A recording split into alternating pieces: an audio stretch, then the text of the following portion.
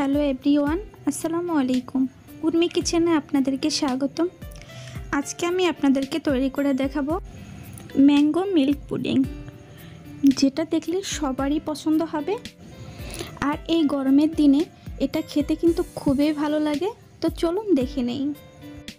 আমি এখানে কিন্তু এক বাটি আম নিয়েছি, আর এই আমটাকে আমি ব্লেন্ডারে দিয়ে জুস করে নিয়েছি, যাতে একটু আমের মধ্যে আঁশ না থাকে।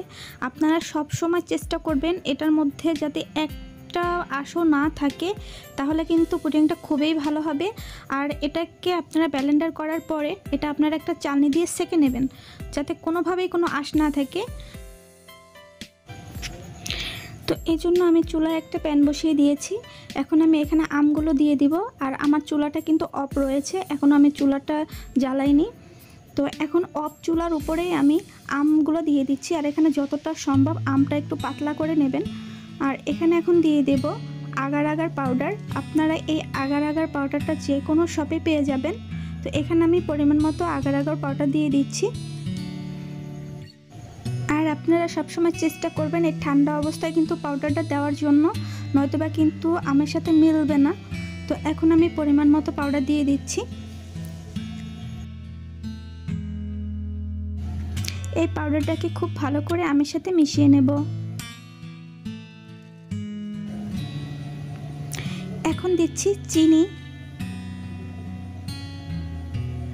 চিনিটা আপনারা পরিমাণ অনুযায়ী দিবেন, যে যেমন মিষ্টি খেতে পছন্দ করেন সেই অনুযায়ী মিষ্টিটা আপনারা ব্যবহার করবেন।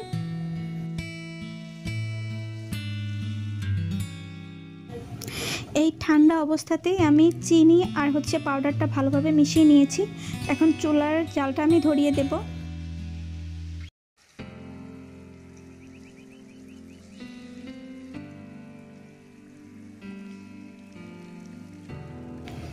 চুলার জালটা ধরানোর পরে আপনারা কোনোভাবে নাড়াচাড়া বন্ধ করবেন না, তাহলে কিন্তু নিচে লেগে যাবে।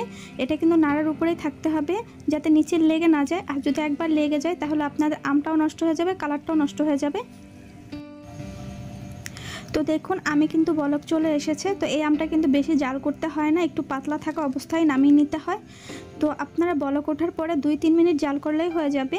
এটাকে বেশি জাল করার কোনো প্রয়োজন নেই। তারপরে আমরা একটা বাটিতে ঢেলে দেব। এখন আমি এটাকে একটা পাত্রের মধ্যে রেখে দেব জমানোর জন্য। তো দেখুন একটা বাটির মধ্যে কিন্তু আমি রেখে দিয়েছি জমানোর জন্য। তো এই জন্য আমি এখানে 1 লিটার দুধ নিয়েছি। আর এই দুধটা কিন্তু এখনও ঠান্ডা রয়েছে। ঠান্ডা অবস্থাতেই আমি এখন এখানে দিয়ে দেব আগার আগার পাউডার। আর আপনারা সব সময় চেষ্টা করবেন ঠান্ডা দুধে আগার আগার পাউডারগুলো মেশানোর জন্য। কখনোই গরম দুধে মেশাতে যাবেন না, তাহলে কিন্তু দুধের সাথে মিলবে না। এখন এটাকে খুব ভালোভাবে মিশিয়ে নিতে হবে, যাতে দুধের সাথে আগার আগার পাউডারটা খুব ভালোভাবে মিশে যায়। এখন আমি এটা চুলায় বসিয়ে দেব আর জালটাকে ধরিয়ে দেব। আর এটাকে কিন্তু কোনোভাবেই নাড়াচাড়া বন্ধ করা যাবে না, এটা কিন্তু সাথে সাথে নাড়তে হবে।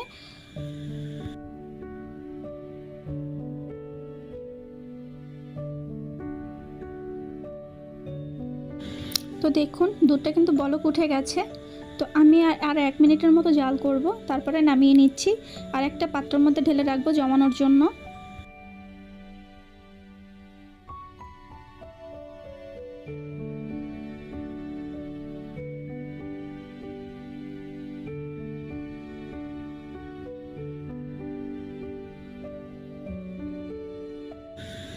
তো যে পাত্রের মধ্যে আমি আমগুলো ঢেলে রেখেছিলাম, দেখুন সম্পূর্ণটা কিন্তু জমে গেছে। আমি হাত দিয়ে দেখাচ্ছি।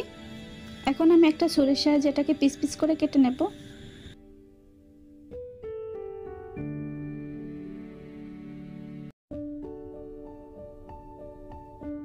সম্পূর্ণটা কেটে নিয়েছি। দেখুন একটা ছুরির সাহায্যে কিন্তু আমি উঠিয়ে নিচ্ছি, খুব ভালোভাবে উঠে যাচ্ছে। আর কতটা সুন্দর হয়েছে আপনারা দেখে বুঝতে পারছেন।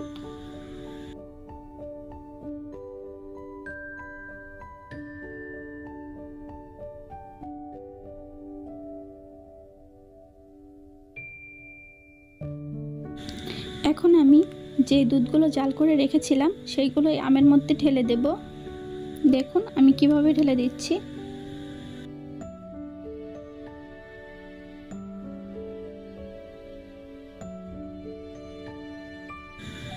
দেখুন দুধটা কিন্তু ঢেলে দিয়েছি।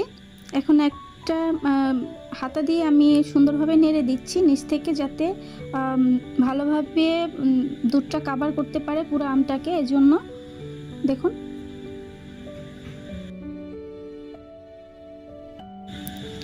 আমি এখানে দুইটা পাত্র নিয়েছি আপনাদেরকে দেখানোর জন্য। একটা হচ্ছে স্টিলের, একটা হচ্ছে কাচের। আমি দুইটাতে জমিয়ে দেখাবো। আমি দুইটা পাত্রের মধ্যে ঢেলে দিচ্ছি, আর দুটাতেই খুব সুন্দরভাবে পুডিংটা জমে যাবে। ফিরছি 30 মিনিট পরে।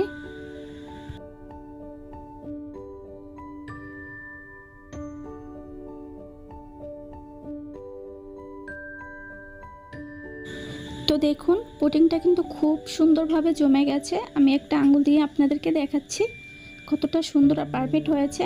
তো এটাকে এখন আমি নর্মাল ফ্রিজে রেখে দেব 30 মিনিটের জন্য। ফিরছি 30 মিনিট পরে।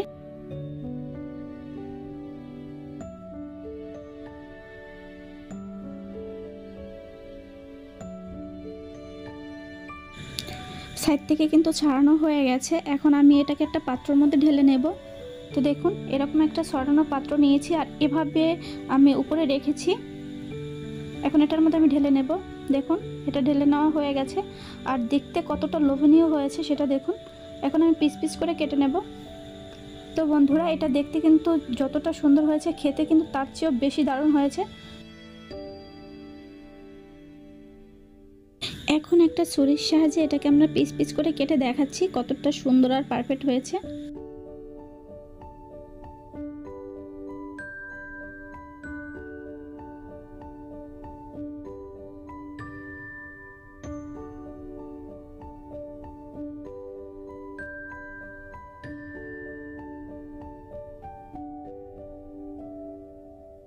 তো বন্ধুরা দেখুন কতটা সুন্দর আর পারফেক্ট হয়েছে, আপনারা সেটা দেখেই বুঝতে পারছেন। তো আমার ভিডিওটা আজকে এ পর্যন্তই। আমার এই ভিডিওটি যদি আপনাদের ভালো লাগে দয়া করে একটা সাবস্ক্রাইব করে দেবেন, আর বেল বাটনে ক্লিক করে সবসময় আমার পাশে থাকবেন। আর আমার এই ভিডিওটি কেমন হয়েছে অবশ্যই কমেন্টসে জানিয়ে দেবেন। তো আমার ভিডিওটা আজকে এ পর্যন্তই। সবাই ভালো থাকবেন, সুস্থ থাকবেন। আল্লাহ হাফেজ।